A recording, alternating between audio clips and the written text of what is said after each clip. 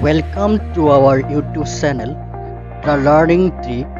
Please subscribe to our channel and press the bell icon for future updates. Level of your learning. Hi viewers, welcome to our YouTube channel, The Learning Tree. আজি মই তোমালোকলৈ লৈ আহিছো Chemical Reactions and the Equations Part 2. Already তোমালোকৰ class 10 or Science or Chapter 1 or এটা part already মই তোমালোকক দি গৈছো আমাৰ ভিডিওৰ টাইমলাইনত গৈ তোমালোকে চাই ল'ব পাৰিবা so last classত already মই তোমালোকক এটা ৰাসায়নিক বিক্ৰিয়া কি এটা ৰাসায়নিক বিক্ৰিয়া কেনেকৈ লিখিব লাগে কেনেকৈ সমতুল্য কৰিব লাগে এই সমূহৰ বিষয় তোমালোকৰ আগত ডিসকাস কৰিছিলো আৰু মই কৈছিলো যে ৰাসায়নিক বিক্ৰিয়াৰ কিছুমান প্ৰকাৰ থাকে আৰু সেই প্ৰকাৰসমূহৰ বিষয় তোমালোকৰ আগত নেক্সট ক্লাছত ডিসকাস কৰিম বুলি কৈছিলো আজি মই সেই প্ৰকাৰসমূহৰ এটা কৈ তোমালোকৰ আগত দাঙি ধৰিম সেই প্ৰকাৰসমূহ কি আছিল এক নম্বৰ আছিল সংযোজন বিক্ৰিয়া বিযোজন বিক্ৰিয়া অপসৰণ বা প্ৰতিস্থাপন বিক্ৰিয়া দ্বি অপসৰণ বিক্ৰিয়া জাৰণ আৰু বিজাৰণ মই লাষ্ট ক্লাছত কৈছিলো যে এই পাঁচ প্ৰকাৰৰ প্ৰধানকৈ বিক্ৰিয়া থাকে আৰু এই বিক্ৰিয়াসমূহৰ বিষয়ে আজি মই আলোচনা কৰিবলৈ গৈ আছো সো প্ৰথমতে আহিল সংযোজন বিক্ৰিয়া ইংলিছত হৈছে কম্বিনেশন ৰিঅ্যাকশনস সো তোমালোকে এই সংযোজন বিক্ৰিয়া জানিবলৈ হলে প্ৰথমতে তোমালোকে ওয়াৰ্ডটোৰ লগত চিনাকি হোৱা যদি তোমালোকে ওয়াৰ্ডটো বুজি পোৱা তেতিয়া হলে এই সংযোজন বিক্ৰিয়া কি সহজতে বুজিব পাৰিবা সো সংযোজন মানে কি কম্বিনেশন ইংলিছত কোৱা হয় কম্বিনেশন দ্যাট মিন্স কম্বাইন হয় সংযোজন হয় দ্যাট মিন্স দুটা বা ততোধিক যৌগ বা মৌল যেতিয়া লগ হয় যেতিয়া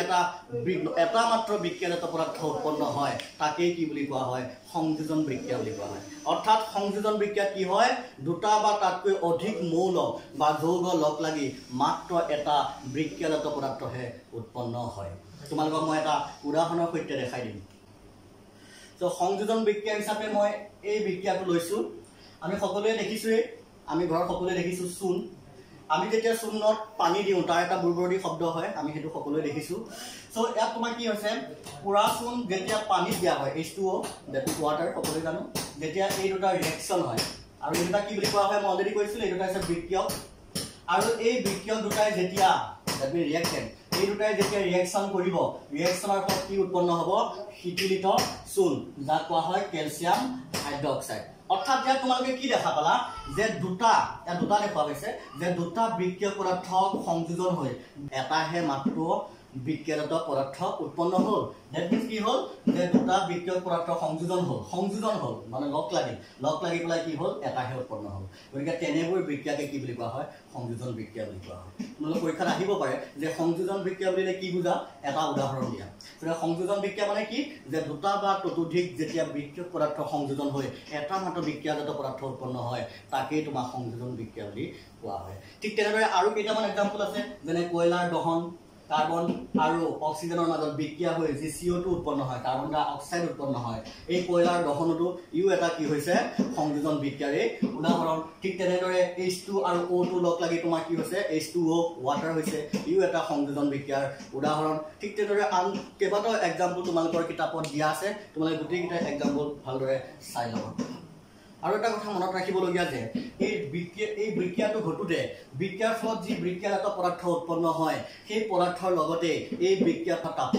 তাপৰো উৎপন্ন হয় গতিকে এই বিক্ৰিয়াটো তাপবৰ্জী ৰাসায়নিক বিক্ৰিয়া বুলিও কোৱা হয় ইংলিছতে কোৱা হয় এক্সোথাৰ্মিক ৰিঅ্যাকশন তাপবৰ্জী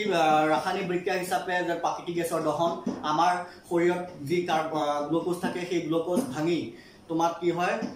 যি শ্বসন প্ৰক্ৰিয়া সেই শ্বসন প্ৰক্ৰিয়াটো তোমাৰ কি হয় শক্তি উৎপন্ন হয় এই সমূহ হৈছে তাপবৰ্জী ৰাসায়নিক বিক্ৰিয়াৰ উদাহৰণ আৰু এই যি গ্লুকোজৰ দহন হয় যি শ্বসন প্ৰক্ৰিয়া এই বিষয়ে তোমালোকে পিছৰ অধ্যায় বায়লজিত পঢ়িবলৈ পাবা নেক্সট আহিলে এতিয়া বিযোজন বিক্ৰিয়া সো প্ৰথমতে আমি শব্দটোৰ লগত চিনাকি হওঁ বিযোজন মানে ডিকম্পোজ মানে কি হয় ভাঙি যোৱা ওকে সো আমি সকলোৱে জানো বিযোজন মানে ভাঙি যোৱা দ্যাট মিন্স ইয়াত তোমাৰ কি হয় এটা মাত্ৰ বিক্ৰিয়ক পদাৰ্থই ভাঙি গৈ দুই বা ততোধিক বিক্ৰিয়াজাত পদাৰ্থ উৎপন্ন কৰে গতিকে আগৰ ৰিঅ্যাকশনটোৰ লগত এই ৰিঅ্যাকশনটো অকমান ডিফাৰেন্স আছে ভালদৰে বুজি ল'বা যে সংযোজন বিক্ৰিয়াত কি হয় দুটা বা ততোধিক বিক্ৰিয়ক পদাৰ্থ লগ লাগি এটা মাত্ৰ বিক্ৰিয়াজাত পদাৰ্থ উৎপন্ন হয় আৰু ইয়াত তোমাৰ কি হয় মাত্ৰ এটা বিক্ৰিয়ক পদাৰ্থই ভাঙি গৈ দুই বা ততোধিক বিক্ৰিয়াজাত পদাৰ্থ উৎপন্ন হয় গতিকে এই এটা বস্তু ভাঙিবৰ কাৰণে আমি সাপোজ যিকোনো এটা বস্তু আমি ভাঙিবৰ কাৰণে কি প্ৰয়োগ কৰোঁ আমি নিশ্চয় তাত শক্তি প্ৰয়োগ কৰোঁ ঠিক তেনেদৰে এই বিক্ৰিয়ক পদাৰ্থটো সহজতে আমি ভাঙিব নোৱাৰোঁ এই বিক্ৰিয়ক পদাৰ্থ ভাঙিবৰ কাৰণে আমি তাত কি প্ৰয়োগ কৰিব লাগিব